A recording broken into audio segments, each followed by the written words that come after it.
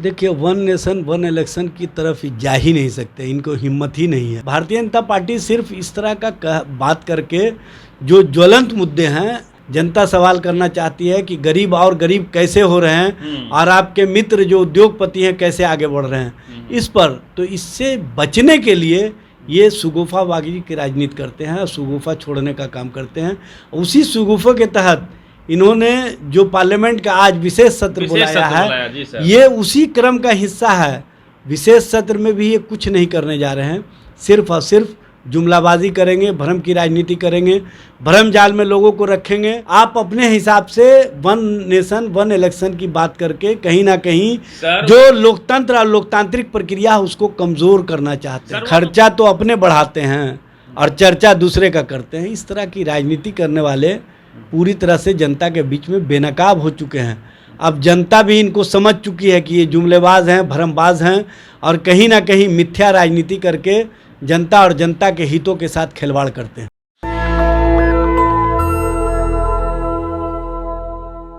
अमित शाह बिहार आते हैं। बिहार के झंझारपुर में अपने संबोधन में कहते हैं कि बिहार वासियों, अगले साल यहाँ चुनाव होगी, बिहार में हमारी सरकार आप बनाएंगे कि नहीं बनाएंगे। अर्थात उनका इशारा था कि वन नेशन वन इलेक्शन के तहत बिहार में विधानसभा का चुनाव भी अगले साल हो जाएगी। कहने का बोलवा यही था। सर, क्या लगता है कि वन नेशन वन इलेक्शन की तरफ इशारा था अमित शाह का? देखिए, वन नेशन वन इलेक्शन की तरफ जा ही नहीं सकते, इनको हिम्मत ही नहीं है। आप देख रहे हैं कि इसके लिए इन्होंने कमेटी बना दिया है। कमेटी बनाने का मतलब है कि वो सिर्फ आई वाश कर रहे हैं, उसके अलावा कुछ नहीं है। ये 2017 से इस तरह का प्रलाप कर रहे हैं। 2017 में कहे वन नेशन वन इलेक्शन, 2018 में कहे, 2019 के चुनाव में कहाँ गए। फिर उसके बाद अन्य राज्यों में भी चुनाव हुए, उसको रोक करके कहते कि वन नेशन वन इलेक्शन में हम केंद्र के साथ जाएंगे। जैसे सर हुआ भाई, कर्नाटक छोड़िए ना, अभी 5 राज्यों का भी चुनाव हो जाएगा। भारतीय जनता पार्टी सिर्फ इस तरह का बात करके जो ज्वलंत मुद्दे हैं, जो जनता सवाल उनसे करना चाहती है महंगाई पर, जो जनता सवाल करना चाहती है रोजगार पर, जो जनता सवाल करना चाहती है हम दो हमारे दो की राजनीति पर, जनता सवाल करना चाहती है कि गरीब और गरीब कैसे हो रहे हैं और आपके मित्र जो उद्योगपति हैं कैसे आगे बढ़ रहे हैं इस पर। तो इससे बचने के लिए ये सुगुफाबाजी की राजनीति करते हैं और सुगुफा छोड़ने का काम करते हैं। उसी सुगुफा के तहत इन्होंने जो पार्लियामेंट का आज विशेष सत्र बुलाया है, ये उसी क्रम का हिस्सा है।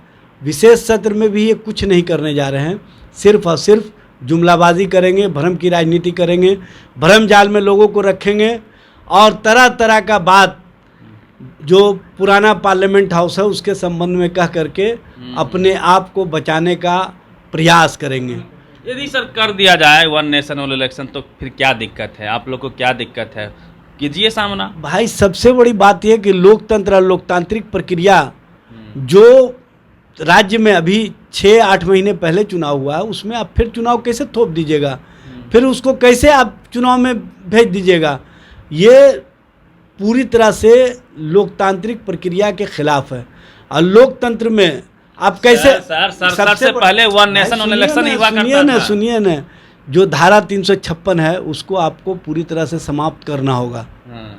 जिस तरह से धारा 356 का दुरुपयोग भारतीय जनता पार्टी करती रही है, उससे उन्होंने अपने हिसाब से जो राजनीतिक रोटी सेकने का प्रयास किया 356 के माध्यम से, उसको समाप्त करना होगा।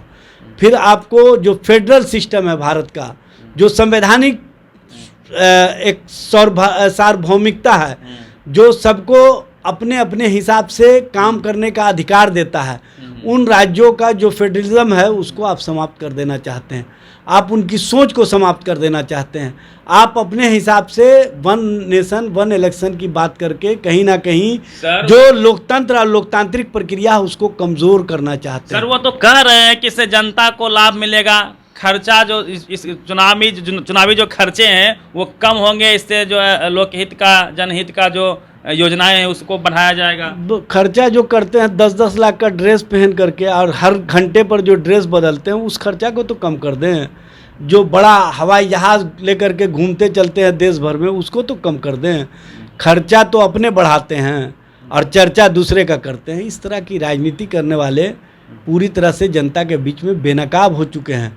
अब जनता भी इनको समझ चुकी है कि ये जुमलेबाज हैं, भरमबाज हैं और कहीं ना कहीं मिथ्या राजनीति करके जनता और जनता के हितों के साथ खिलवाड़ करते हैं।